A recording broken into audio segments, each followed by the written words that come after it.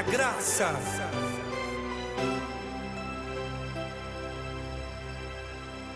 Olá, boa tarde. Este é o programa Tudo pela Graça da Agathos Play. Eu sou o pastor Heitor Antônio da Silva. Vocês já estão acostumados com a minha cara, mas aqui estamos para mais um programa para trazer mensagem, alegria, enfim, entrevistas, entretenimento e, sobretudo, música para o nosso enlevo, para sacudir os nossos corações de louvor e gratidão a Deus. Mas hoje quero entrevistar um homem muito interessante, missionário Fábio Garcia Sanches. Vem cá, missionário Fábio, esse é o baixinho da minha equipe.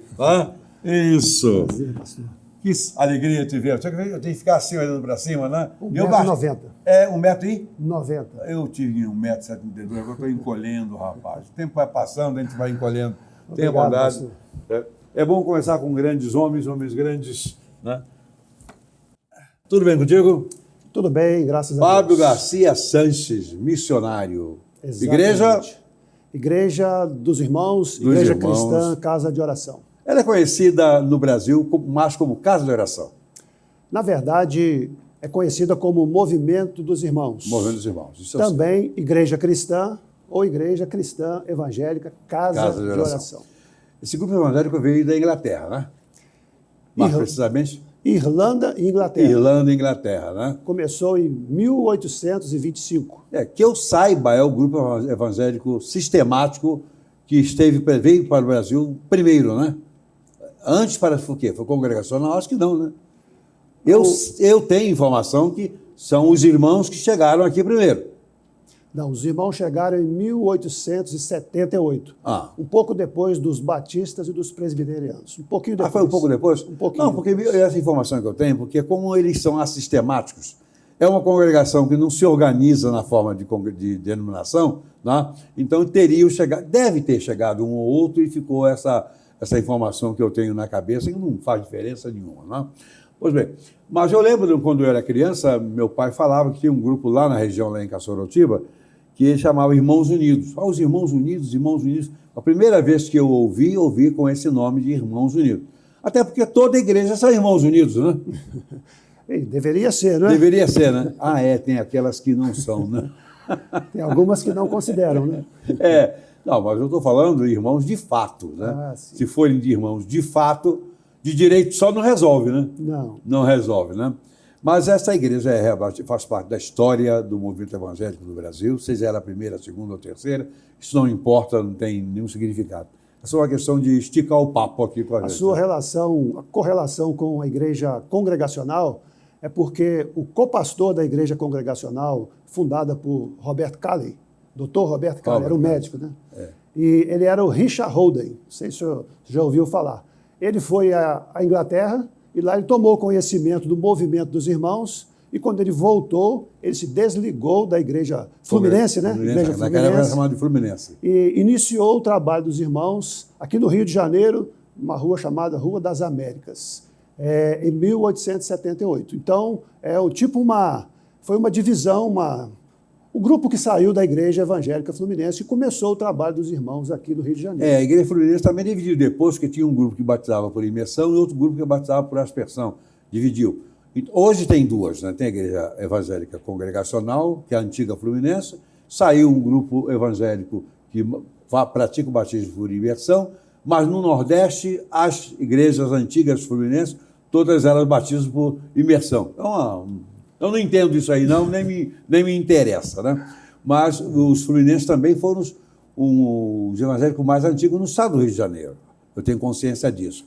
Lá onde eu nasci, em Caçorotiba, tinha uma igreja, tem até hoje, pequenininha, porque eles fizeram opção pelo trabalho, digamos, rural, que achavam que o Brasil ia ser um país rural a vida toda, né? Já os americanos entendiam que isso aqui iria, né, se modernizar, se industrializar, criminalizar e chegaria ao ponto que nós estamos hoje, e isso somos bons, né? E a Igreja dos Irmãos também, os Irmãos Unidos, a nossa casa de oração, ela teve um desenvolvimento bom na zona rural. Eu sei. E muito pequeno nas capitais. Nos grandes centros. Mas vocês estão no estado de Minas, aqui no estado do Rio, aqui tem grandes igrejas. Não, eu sou estado do Rio, Porciúncula. Porciúncula, estado do Rio, né? Eu estou confundindo lá com a Zona da Mata. A Zona da Mata Mineira, mas não. Estado do Rio também. Mas aqui, a sua igreja de lá é uma das maiores, se não a maior. O templo é bem grande, né? Mas em número de pessoas, a Assembleia de Deus se juntarem Não, todas... estou falando em termos de casa de oração.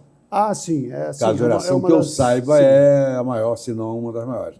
A Assembleia de Deus é maior e muito grande no Brasil inteiro, né? É maior no mundo, nos Estados Unidos também é bastante forte, mas no Brasil é muito maior. Sim. Aliás, ela veio dos Estados Unidos e prosperou e cresceu no seio de uma igreja batista em Belém, né? do Pará. E lá espalhou. E hoje é o maior grupo evangélico do Brasil. E além das Assembleias de Deus organizadas com este nome, e são várias convenções diferentes e algumas até um pouco divergentes, tem também os neopentecostais que também vieram de lá, de uma maneira ou de outra, mas vieram, certo? Isso aí não, sem discutir. Mas no caso dos irmãos, tem uma história bonita. E lá em Porciúncula é uma das igrejas mais antigas. Tem uma igreja, qual é a mais antiga da região ali? De Porciúncula é a nossa igreja. A sua igreja. A igreja Casa de Oração. Ela foi fundada no distrito de Porciúncula, que é o primeiro distrito, foi fundada pelo meu avô. Em Purilândia e Santa Clara, né, foi fundada pelo meu bisavô. Então, a família Garcia, né, que eu sou Garcia, que iniciou os trabalhos. Lá. Então, em Santa Clara começou em 1910, com um professor que veio de Divino do Carangola, professor Alfredo Filgueiras. Ele era professor, abria escolas, alfabetizava as crianças, evangelizava as crianças e evangelizava os pais das crianças. Familiares. Meus bisavós, meus avós se converteram com o trabalho do professor Alfredo Filgueiras. Ele evangelizou também a região de Itaperuna, a região ali de Natividade. Ele foi um grande missionário, um apóstolo no sentido exato da palavra, abrindo igrejas e ensinando, né? Abrindo escolas também. E abriu escolas em Faria Lemos, abriu escola em Vitória, no Espírito Santo. Foi um homem de Deus muito usado por Deus. Em Itaperuna está ali uma das mais antigas igrejas da cidade, né? Aquela da Rua Buarque, não é isso? Ela é uma das mais antigas? A Rua Buarque de Nazaré, sim. Eu não sei em relação às outras denominações. Não, em relação a Casa de Oração, ela é uma das primeiras mesmo na nossa região. Uma coisa interessante é que a Casa de Oração não se organizou em termos de denominação, né? É um grupo indenominacional. Nossa denominação é não ter nomes, né? Não ter nome, né? Então ela se registra como igreja evangélica na rua tal, endereço tal e está acabado, né? Exatamente. Ficou popularmente conhecida como Casa de Oração. A relação dos irmãos com os outros irmãos, e alguns nem tanto, a relação dos irmãos com os outros irmãos é muito boa. Onde eu conheço a Casa de Oração, e conheço bastante lá, é muito boa. Claro que algumas são mais rigorosas, mais fechadas. Na hora de convidar alguém para pregar, é difícil convidar um pastor batista, muito difícil, porque pastor batista é um perigo realmente, né? Ele olha para as igrejas sempre com a esperança de tirar aquele pastorado e ir para lá, pastorear, etc. Mas não foi o meu caso, né? Tem igrejas lá que, para eu pregar, o conselho da igreja tem que decidir se poderia me convidar. E a convite de um irmão influente da igreja. Me convidaram, eu preguei. Não tem problema, eu não vou lá para fazer proselitismo, não vou para pregar nada contrariando o princípio denominacional, porque eu sou crente, não sou maluco, né? Na sua igreja eu tive o privilégio de pregar algumas vezes, né? Pois é, essa burocracia não existe lá em Porciúncula, não. Não existe. O senhor já esteve lá por 3 ocasiões, né? Fiz uma conferência sobre escatologia. Uma conferência escatológica, né? Já voltou outras vezes e nos abençoou muito lá. Porque a gênese do movimento dos irmãos seria exatamente isso, ter comunhão com todos os irmãos em Cristo. Perdeu isso. Em algumas igrejas, né? Perdeu-se isso. Em outras denominações a coisa é mais séria, tá? É muito mais séria. Tem algumas até perigosas, né? Na minha denominação, sou batista. Hoje eu não pastoreio mais igreja, estou com 52 anos de ministério, né? Eu tenho mais anos de ministério do que você tem de vida. Também não é tanto assim, não, né? Estou puxando o saco, mas também não precisa tanto, né? Exatamente. 59 anos. 59, estou próximo, certo? Tá. Então, 52 anos de ministério, mas a época da vida de um pastor batista, ou de Assembleia de Deus, ou presbiteriano, que ele tem dificuldade, que é conselho, é a Assembleia da Igreja, é a denominação em si, é a ordem dos pastores, todo mundo patrulhando todo mundo, achando que é dono da verdade. Mas só tem um que é o dono da verdade, que é o Deus a quem servimos. Aí não importa se é batista, se é presbiteriano. Uma coisa curiosa na minha cidade hoje, e eu tenho aqui pastores de outras denominações assistindo, hoje na minha cidade o pregador mais requisitado. Olha, tem umas 25 ou mais igrejas batistas. Assembleia de Deus tem uma quantidade enorme, certo? Casa de oração tem umas 4 ou 5, e é bem servido em casa de oração, dos irmãos lá. Mas o pastor mais convidado, mais famoso como pregador lá, é um pastor presbiteriano. E as igrejas todas o convidam sem problema. Mas há quase 40 anos, quando eu pastoreei lá, eu, para pregar numa igreja presbiteriana, o concílio teve que se reunir, discutir, olhar a minha ficha para ver se eu podia subir naquele púlpito. Bom, é o tempo, né? Cada tempo tem uma história. Uhum. Mas, Fábio, o irmão é natural de onde mesmo? De lá mesmo, na região? Eu sou natural de Porciúncula, nascido no hospital da cidade mesmo. Na época que tinha hospital, hoje já não tem mais. Já não tem mais? Acabou? Nós usamos lá em Itaperuna agora. Eu cheguei a ser chamado para assumir aquele hospital, para comprar, incorporar, etc. Mas eu olhei, não vai dar não. Seria uma complicação a mais na minha vida, né? Se os políticos que têm recursos, o acesso aos recursos não resolvem, como é que eu poderia resolver? Uhum. Bem, a sua família, você citou avô, bisavô, tetravô, etc., chegou quase em Adão, né, de todos da igreja. Mas você é filho de crente? Seu pai é presbítero ou não? Não, eu batizei meu pai já com 70 e poucos já? anos. A minha mãe sempre crente, sempre evangélica, né? A mãe criou 6 filhos, todos crentes, no temor de Deus. Mas o meu pai, a única colaboração dele foi não atrapalhar em nada a minha mãe. Ele sempre apoiou e deixou essa responsabilidade a cargo da minha mãe, que desempenhou muito bem. Minha mãe foi muito usada por Deus na educação dos filhos, né? Ele é vivo? Meu pai ainda é vivo, minha mãe já está com o Senhor.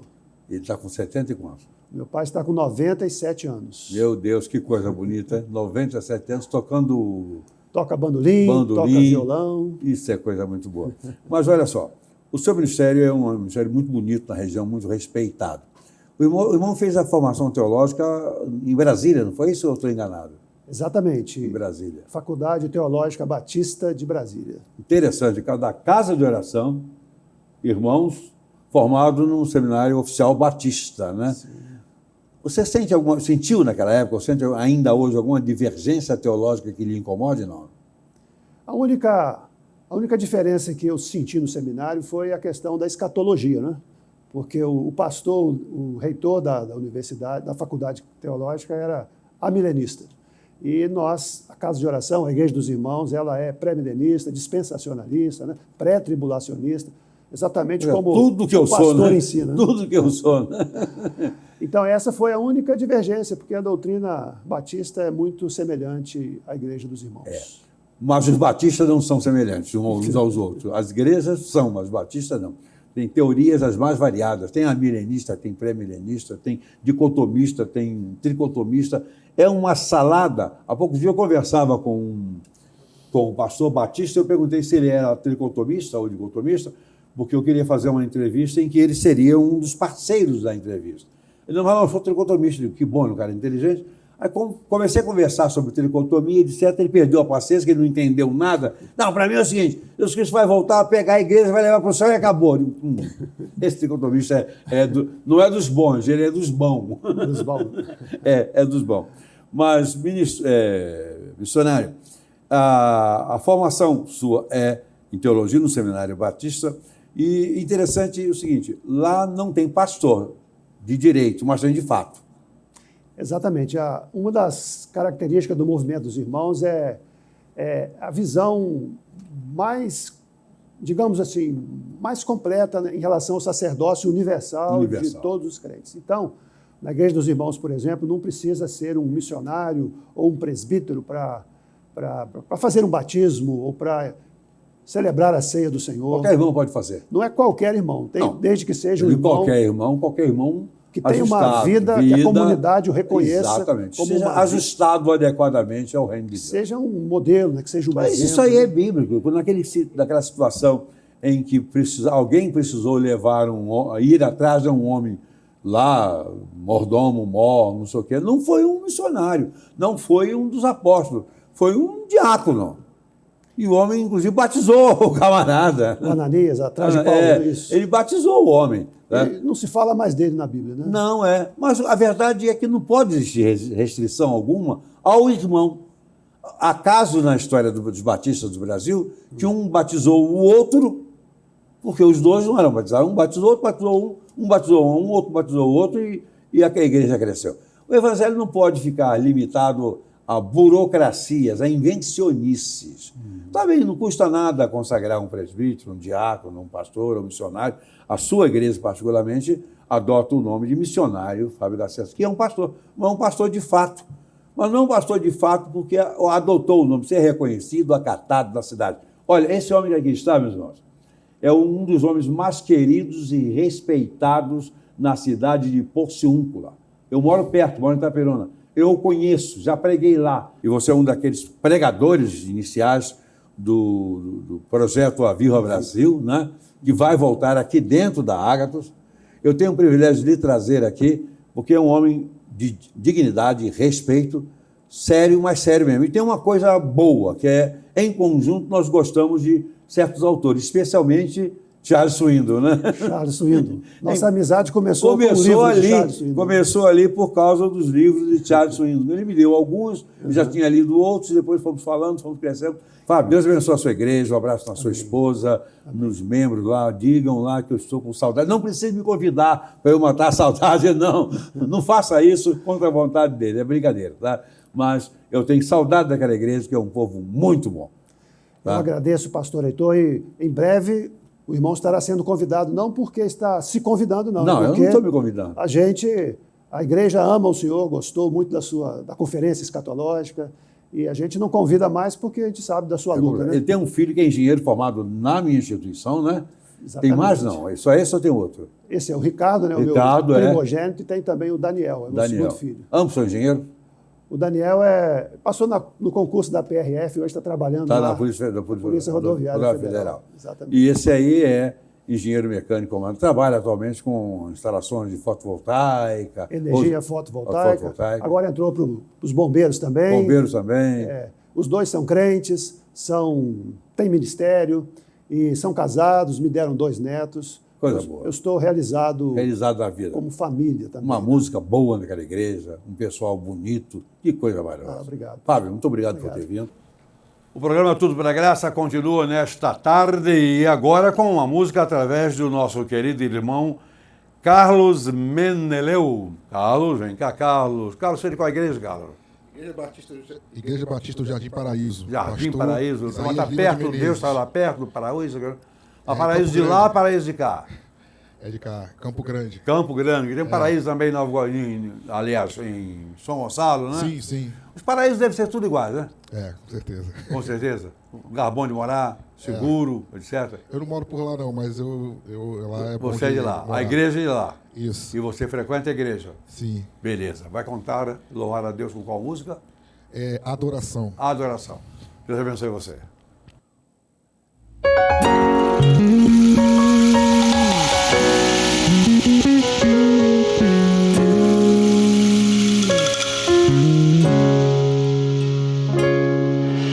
Digo este tempo em tua presença para te adorar.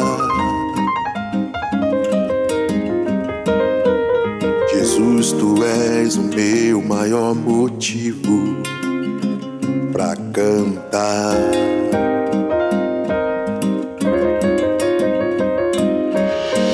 Olho em volta e vejo a beleza da criação. Todo favor que recebo vem de ti, meu Senhor. És amor, perdão e graça, o Emanuel. És bendito, Cristo Filho, o Eterno, o Cordeiro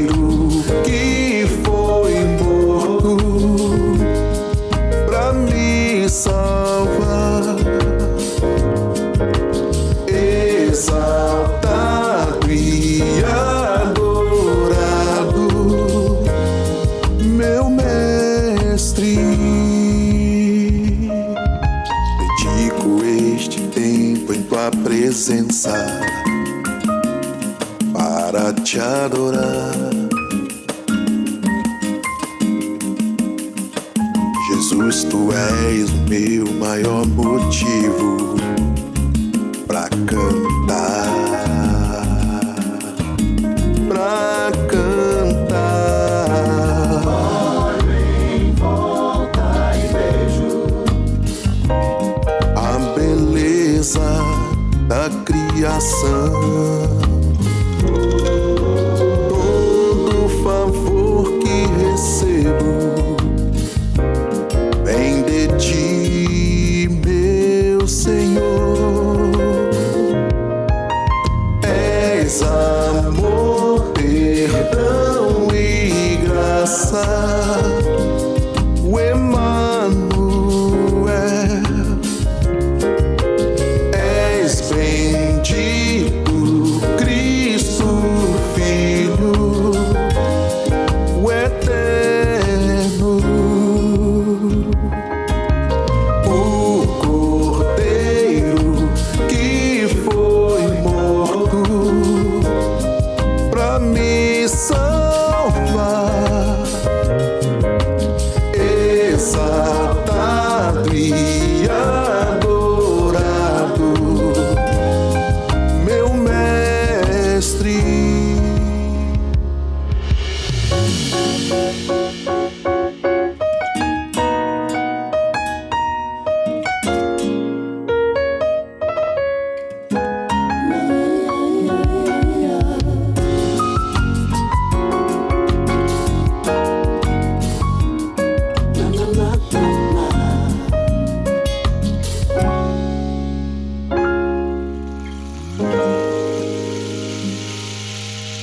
Carlos Meneleu, nome grego no Brasil, da Igreja Batista do Jardim Paraíso. Jardim Paraíso. Fica por aí que você vai cantar mais, meu irmão.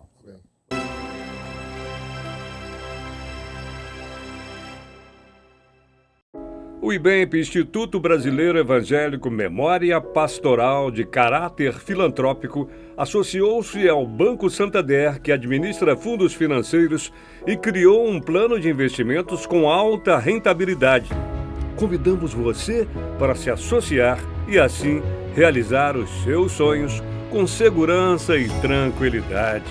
Venha para o IBEMP. Saiba mais em ibemp.com.br.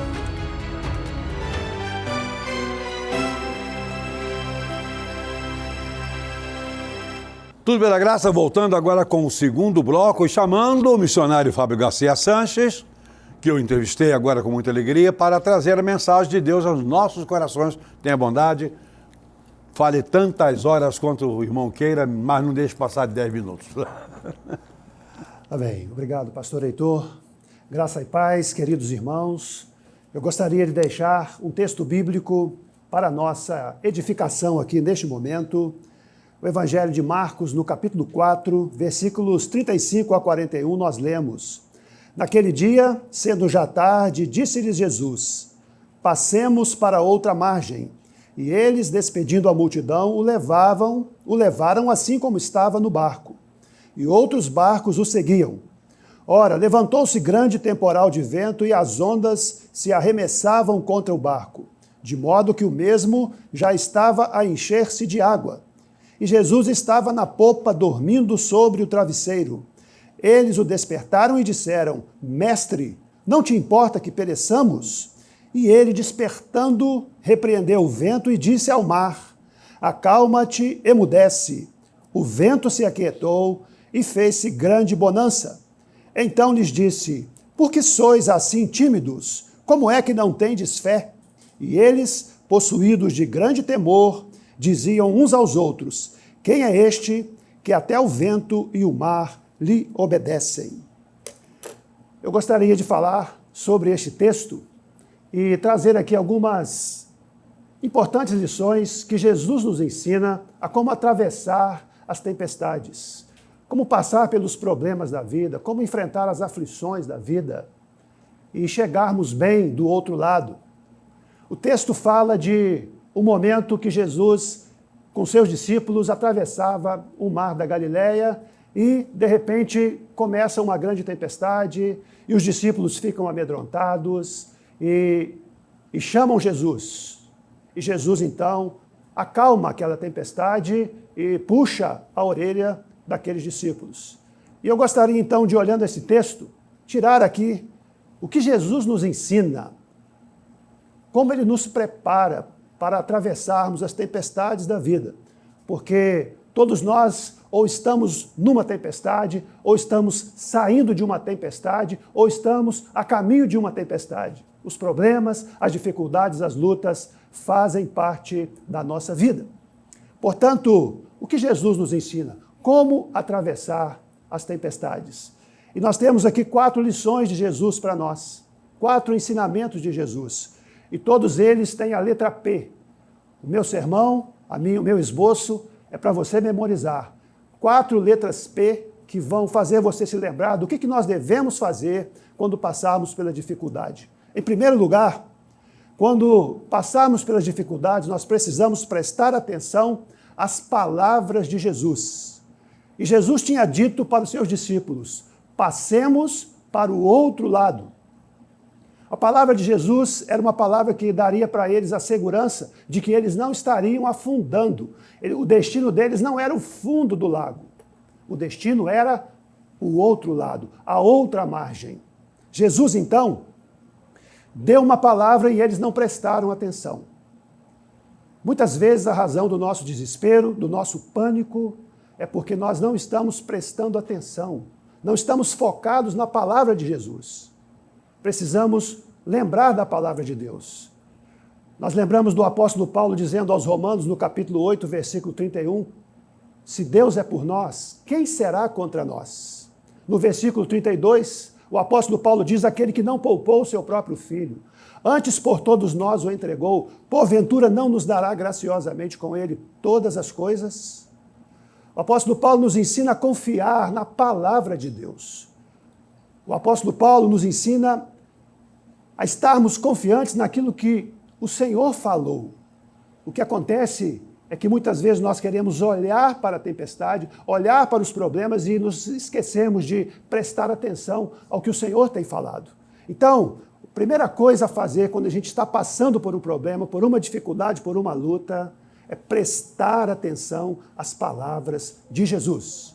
Em segundo lugar, a segunda coisa que nós temos que fazer quando passamos pela tempestade é estar também atentos à presença de Jesus. O texto diz que o Senhor Jesus entrou naquele barco. O Senhor Jesus estava na embarcação. E o barco onde o Criador do mar, o Criador das águas, o Criador do vento, o barco onde está o autor da vida, o Criador do universo, esse barco não pode afundar. Quando temos a convicção que Jesus está no barco da nossa vida, nós não temos o que temer. Nós podemos ter a convicção que Ele está presente, como Ele mesmo disse em Mateus capítulo 28, versículo 20, e eis que estou convosco todos os dias, até a consumação do século. É por isso que é fundamental, é imprescindível convidarmos Jesus para fazer parte do barco da nossa vida. Porque o barco onde Jesus está, esse barco jamais afundará. Devemos prestar atenção na presença de Jesus. Terceiro lugar, a terceira coisa que o texto nos ensina é que nós, quando passarmos pelas tempestades, os problemas da vida, nós precisamos também estar atentos à pessoa de Jesus e ao procedimento de Jesus. Como Jesus procedeu naquele momento. Como Jesus estava ali dentro daquele barco. O texto diz que Jesus estava dormindo. O Senhor Jesus estava em paz. O procedimento de Jesus é o procedimento de alguém que não se preocupa, porque ele estava em paz. E esse é o procedimento que nós precisamos ter também na hora das dificuldades. Em vez de nos descabelarmos, em vez de estarmos com a nossa cabeça a mil, nós precisamos estar também aprendendo a descansar no Senhor. O apóstolo Pedro estava presente quando o barco estava quase afundando. E Pedro aprendeu a lição. Mais tarde, quando Jesus morreu, ressuscitou, quando a igreja começou a pregar e Pedro foi preso, Tiago também foi preso. E Tiago foi morto ao fio da espada. Herodes matou Tiago. E Pedro seria o próximo a ser morto. E na noite que antecederia a sua morte, Pedro estava na prisão. E ele estava dormindo. Ele aprendeu com Jesus a descansarmos na hora das dificuldades, a confiarmos. O nosso procedimento não deve ser o pânico, mas sim a paz. E Jesus disse em João capítulo 14, versículo 27, deixo com vocês a minha paz. A minha paz vos dou. Não vou-la dou como o mundo a dá. O Senhor Jesus quer que nós também vivamos esta paz, esta confiança. Ainda que as ondas estejam altas, o vento esteja batendo forte, ainda que estejamos com dificuldades para passar por aquela tempestade, mas podemos confiar. E o nosso procedimento deve ser como o do Mestre. Devemos estar em paz. E em último lugar, quando passarmos pela tempestade, o texto nos ensina que nós devemos estar atentos ao poder de Jesus. O texto diz que os discípulos acordaram Jesus, deram uma dura em Jesus, achando que Jesus não estava se importando com eles. E o Senhor Jesus então acordou, levantou, e ele repreendeu o vento. Ele acalmou a tempestade. Ele deu uma ordem para o vento. O Senhor Jesus tem poder sobre toda a natureza. No capítulo 4, anterior a este que nós temos lido, o Senhor Jesus demonstra o seu poder sobre os demônios. O Senhor Jesus expulsou aquela legião de demônios do endemoniado gadareno.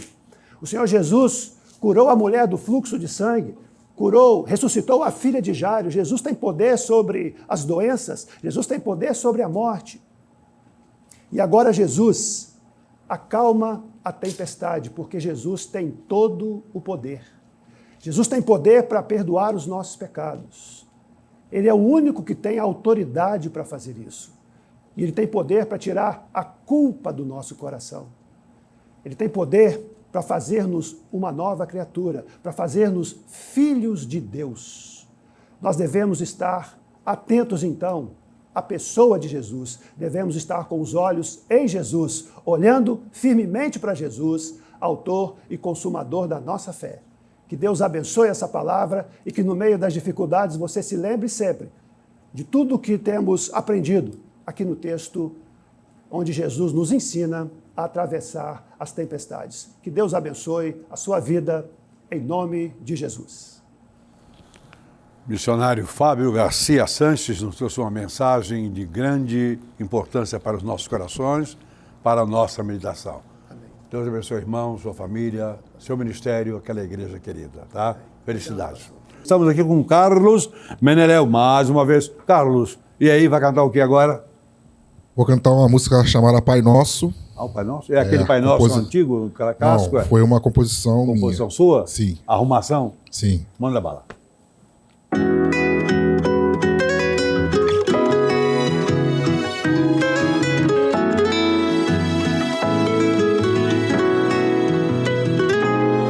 Pai nosso que no céu está, santidade no teu nome irá. Venha a nós teu reino, a nós tua vontade, na terra e no céu. Na mesa o pão de cada dia, sim, perdoai nossa dívida, como temos perdoado aos nossos devedores, como temos perdoado aos nossos devedores.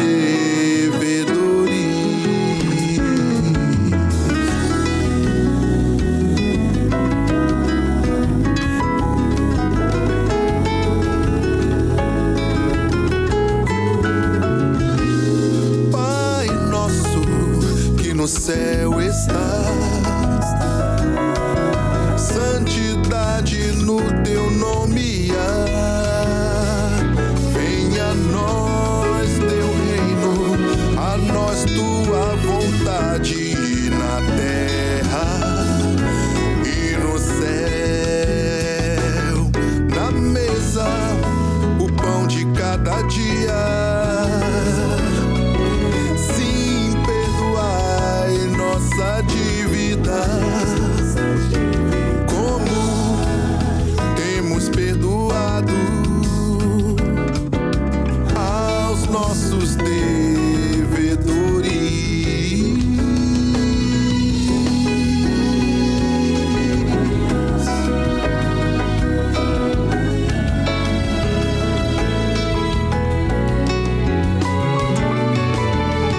Não cairei em tentação,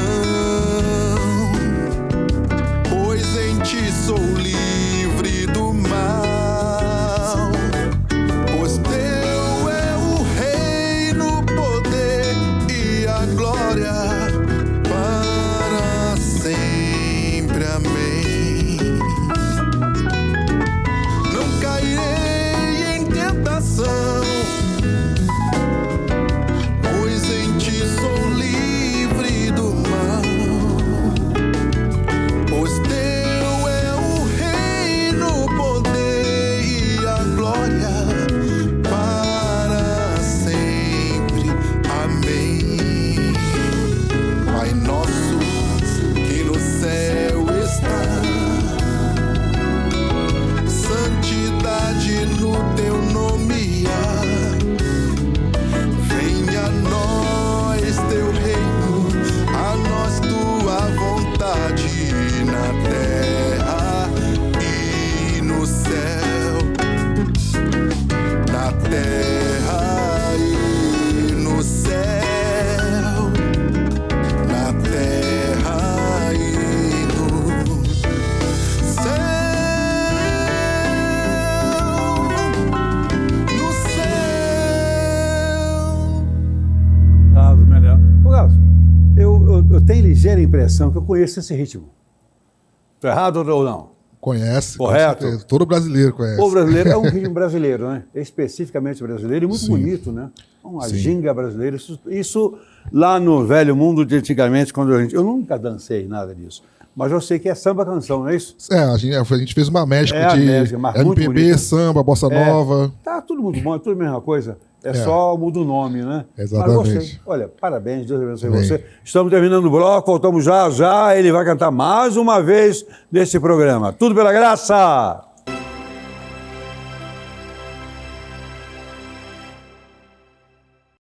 O IBEMP, Instituto Brasileiro Evangélico Memória Pastoral de Caráter Filantrópico, associou-se ao Banco Santander, que administra fundos financeiros, e criou um plano de investimentos com alta rentabilidade.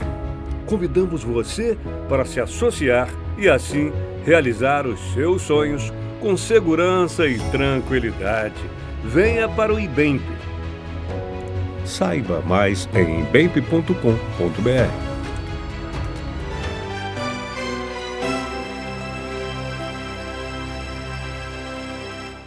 Estamos agora para o último bloco, o terceiro bloco do nosso programa, e convidando o pastor Joaquim de Paula Rosa para apresentar a sua parte, a sua participação com a Bíblia, livro por livro, para a nossa edificação, para a expansão do nosso conhecimento. Vamos a ele. É um privilégio voltar ao seu lar, ao seu tablet, ao seu computador, à sua vida, com mais esse programa, a Bíblia, livro por livro, aqui da Rede Ágatos, diretamente do Rio de Janeiro para o mundo de fala portuguesa, por enquanto. Daqui a pouco estaremos também em outras línguas. Agradecendo a Deus esse privilégio que Ele nos concede. A Bíblia diz que uma pessoa não pode receber nada se de cima não lhe for dado. E Deus, através do nosso querido presidente dessa Rede Ágatos, essa grande rede de comunicações, me tem propiciado esse momento de falar sobre esse livro extraordinário que é a Bíblia Sagrada, nesse quadro, a Bíblia, livro por livro. Pastor Heitor e eu, somos companheiros de vida ministerial, caminhando ambos para 55 anos de atividade no Evangelho, no Brasil e fora. E me alegra muito falar desse livro, que nesse ano de 2024 estou fazendo a minha 30ª leitura nesse livro, quando deveria estar fazendo a 60ª leitura, mas a gente vai começando como um bom começador e um péssimo terminador, de modo que estou dando graças a Deus por estar indo bem com essa 30ª leitura da Bíblia de capa a capa. Amo esse livro. Eu o conheci um pouco antes de ser de Cristo, e em 1965 Jesus me conquistou para Ele. Não tive como rejeitar. Pelo contrário, com muita alegria, Ele transformou a minha vida e me tem usado, nesse tempo todo, quase 60 anos de vida cristã, para falar desse livro. E aqui no programa A Bíblia, Livro por Livro, a gente quer, com esse programa, não só dar um panorama geral sobre a Bíblia, como também despertar o prazer de lê-la. Há duas coisas que não podem acontecer conosco ao chegarmos lá nos céus. A primeira dela é não ter lido esse livro aqui na terra, se ele nos deu tempo para isso. O ladrão ao lado da cruz não teve tempo de lê-lo, mas você e eu temos tempo, então vamos ler esse livro. Essa é a primeira coisa. A segunda, que não pode acontecer nem com você e nem comigo, é chegar lá sem encontrar alguém que já está lá, porque nós fomos instrumentos de Deus para ela ir para lá, ou estarmos lá esperando aqueles que nós chamamos aqui na terra para estar no céu. São essas duas coisas. Se você nunca ganhou uma alma para Cristo, faça isso. E se você já ganhou, então, parabéns por isso. E a outra é ler a Bíblia. Como é que você pode ler esse livro? Há 5 maneiras de lê-lo, ou de aprender ou dominar esse livro. Primeiro é ouvir a pregação e anotar o que ouve para meditar depois. A segunda é ler esse livro de capa a capa, como eu tenho feito também, é uma maneira extraordinária. A terceira é estudar esse livro em pequenos parágrafos, capítulos inteiros, livros. A quarta é você estar memorizando o livro. A quinta é estar meditando nele. Então, são essas 5 maneiras principais. E o resultado disso deve ser você ser uma Bíblia ambulante, onde as pessoas possam ler a Bíblia na sua vida. Muitos não vão ler o livro, mas certamente eles lerão a sua vida e a minha. E aí a nossa vida poderá estar sendo uma mensagem bonita dessa Bíblia ou uma péssima mensagem. Então, com isso em mente, vamos avançar no estudo da Bíblia livro por livro, nessa oportunidade, olhando o livro de Números, que é um dos 5 livros do Pentateuco, ou da Lei. Nós já trabalhamos os anteriores, e esse é um livro muito interessante, muito bonito, e aqui eu estou seguindo um esboço de um livro que eu adquiri quando entrei no seminário em 1968, a Bíblia livro por livro, em inglês, escrito por Roland Hudson, um aviador, e o nosso presidente da Rede Ágatos gosta de avião, está planejando adquirir um avião maior agora para que nós possamos fazer as campanhas de evangelização e de avivamento espiritual pelo Brasil afora, e espero em Deus também na África, onde já temos igrejas lá que a gente tem uma certa ascensão sobre elas, para pregar o evangelho nos países de fala portuguesa daquele grande continente. Então, é nesse livro que nós vamos examinar nesse momento, o livro de Números, que é um panorama geral sobre o livro. É o livro da peregrinação, porque ele conta a história dos 40 anos do povo de Israel no deserto. É um livro que tem 36 capítulos, 1.288 versículos. Foi escrito por Moisés, o grande legislador, durante a caminhada no deserto, lá pelo ano 1300 a.C. Foi escrito ali da Península do Sinai e naquela andança. Foi escrito para os israelitas, que eram uma nação entre 2,5 milhões a 6 milhões de pessoas. Há informações diferentes sobre o número de pessoas. Eu gosto mais de pensar no exagero, que era 6 milhões de pessoas, uma cidade parecida com a cidade do Rio de Janeiro, que tem mais ou menos essa população. cobre um período de 40 anos, exatamente o período em que o povo ficou no deserto, e o verso-chave desse livro está no capítulo 33, verso 1, que leio nessa versão aqui, dizendo: disse mais o Senhor a Moisés: vinga os filhos de Israel dos midianitas, depois serás recolhido ao teu povo. Veja que essa palavra de Deus, ela dita a Moisés já no final da vida dele. Ele não entrou na terra da promessa porque perdeu o controle da própria vida, e ali, antes de entrar, e Josué vai fazer isso, Deus ordena a Moisés para liquidar aquele povo que tinha dado muito problema na viagem para a terra da promessa. O homem é visto nesse livro como servindo a humanidade, e Jesus é retratado nesse livro como a rocha ferida e a estrela de Jacó. A rocha ferida se refere àquele momento em que o povo ficou sem água, e Deus mandou Moisés bater na rocha para sair água. Essa foi tudo certinho. A segunda, Deus mandou falar e ele bateu. Aí a coisa não deu certo e ele não entrou na terra da promessa por causa disso. Então a humanidade é vista nesse livro como servindo.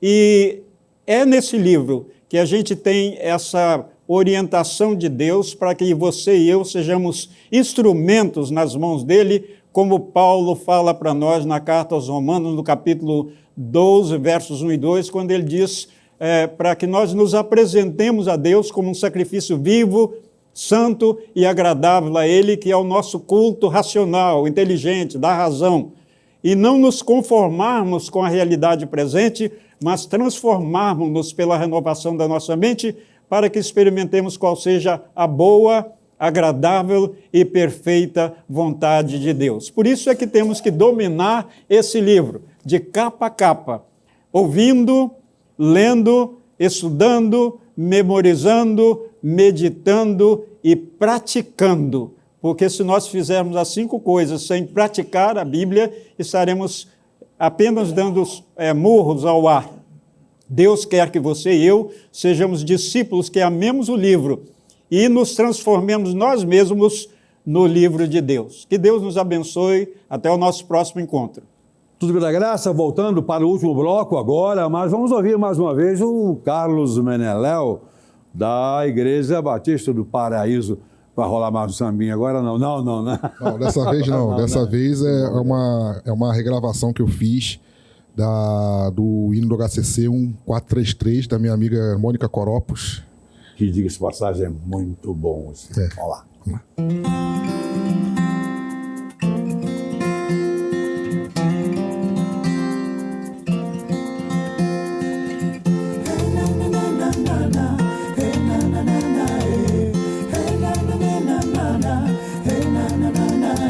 Usa, Senhor, todo o meu ser para teu louvor. Mãos, pés e voz, tudo consagro a ti. Não há no mundo nada melhor que dia a dia trabalhar por Jesus. Por isso tudo te entrego, ó Deus, enquanto neste mundo eu viver. Usa, Senhor, todo o meu ser para teu louvor. Mãos, pés e voz, tudo consagro a ti. Não há no mundo nada melhor que dia a dia trabalhar por Jesus. Por isso tudo te entrego, ó Deus, enquanto neste mundo eu viver.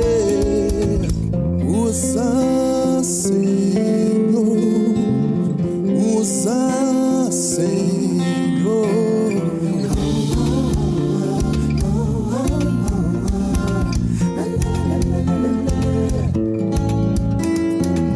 Não há no mundo nada melhor que dia a dia trabalhar por Jesus. Por isso tudo te entrego, ó Deus, enquanto neste mundo eu viver. Não há no mundo nada melhor que dia a dia trabalhar por Jesus. Por isso tudo te entrego, ó Deus, enquanto neste mundo eu viver. Usa, Senhor, usa, Senhor, usa, Senhor.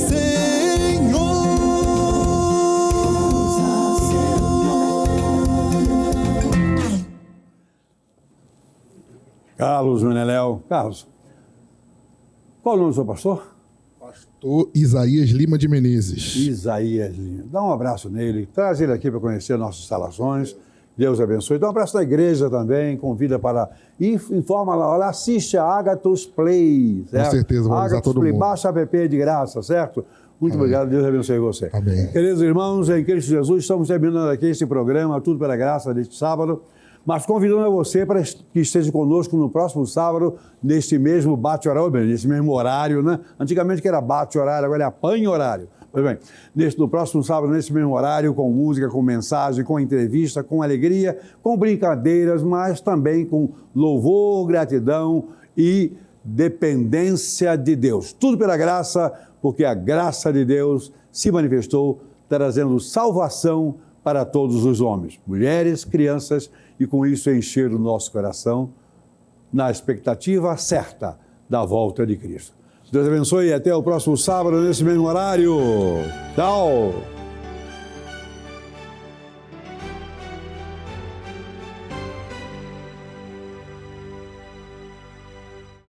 Este programa foi um oferecimento do IBEMP, o instituto que oferece possibilidade de investimento compatível com as suas condições econômicas e para garantir um futuro melhor. Acesse agora mesmo ibemp.com.br.